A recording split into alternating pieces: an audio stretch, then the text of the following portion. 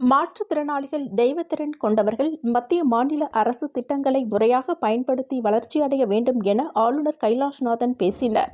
புதுச்சேரி பாகூர் சட்டமன்ற தொகுதியில் green warriors India அமைப்பின் சார்பில் முன்னாள் IFS அதிகாரி சத்யமூர்த்தி பாரத பிரதமர் நரேந்திர மோடியின் 75வது பிறந்தநாள் விழாவை கொண்டாடினர். பாகூர் மூலநாதர் கோவிலில் தேச நலன்களுக்காக இடைவிடாது மகா ருத்ர யாகம் நடத்தினர். இந்த யாகத்தில் இதற்காக 11 மந்திரங்கள் 1331 முறை வேத விற்பனர்களால் ஓதப்பட்டது. 12 மணிக்கு மகா ருத்ர யாகம் நிறைவடைந்தவுடன் கோவில் வளாகத்தில் பொதுமக்களுக்கு சிறப்பு அன்னதானம் வழங்கப்பட்டது. இதைத் தொடர்ந்து பாகூர் விஜயவர்தினி திருமண மகாலில் கிரீன் வாரியர்ஸ் இந்தியா அமைப்பு மற்றும் ஜிப்மர் மருத்துவமனை இணைந்து பிரதமர் மோடியின் 75வது வயதை கணக்கிட்டு 75 யூனிட் இரத்த தானம் வழங்கப்பட்டது. இதில் 300க்கும் மேற்பட்ட தன்னார்வலர்கள் கலந்து கொண்டு இரத்த தானம் வழங்கினர்.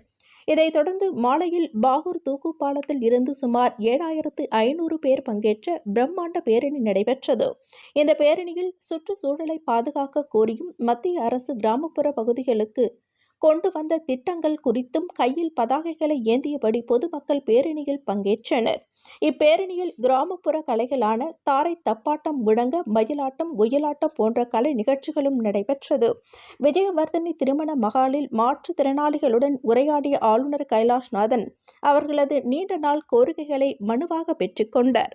அப்பொழுது 750 மாற்றுத்திறனாளிகளுக்கு மளிகை பொருட்கள் அடங்கிய தொகுப்பு நலத்திட்டங்களாக வழங்கி பேசுகையில், மாற்றுத்திறனாளிகள் பிரமிக்க வைக்கும் திறமைகளை கொண்டவர்கள். அவர்களுக்கு வாய்ப்பு அளித்தால் போதும் அதனை திறமையாகவும் சரியாகவும் செய்து முடிப்பார்கள் என்று பேசினர். ஆகையால் தான் பாரத பிரதமர் நரேந்திர மோடி மாற்றுத்திறனாளிகளை தெய்வத்திறன் கொண்டவர்கள் என புகழ்வார் என்றும், மாற்றுத்திறனாளிகள் கலை, இலக்கியம், அறிவியல், விளையாட்டு ஆகியவற்றில் தனித்திறமை கொண்டவர்களாக விளங்குகின்றனர். பாரா ஒலிம்பிக் போட்டியில் மாற்றுத்திறனாளிகள் தங்கப்பதக்கம் பெற்றுள்ளனர் என்பது பெருமைக்குரியது. மத்திய மாநில அரசு மாற்றுத்திறனாளிகளுக்கு பல்வேறு நலத்திட்டங்களை வழங்கி வருகிறது. அதனை முறையாக பயன்படுத்திக் கொள்ளுங்கள். உங்களது கோரிக்கைகளை பரிசீலனை செய்து அதற்கு தகுந்த நடவடிக்கைகள் எடுக்கப்படும் என பேசினர். நிகழ்ச்சியில் இரத்த தானம் செய்த தன்னார்வலர்களுக்கு ஆளுநர் கைலாஷ்நாதன் பாராட்டி சான்றிதழ்களை வழங்கினர். இதைத் தொடர்ந்து தேச நலன் காக்கவும்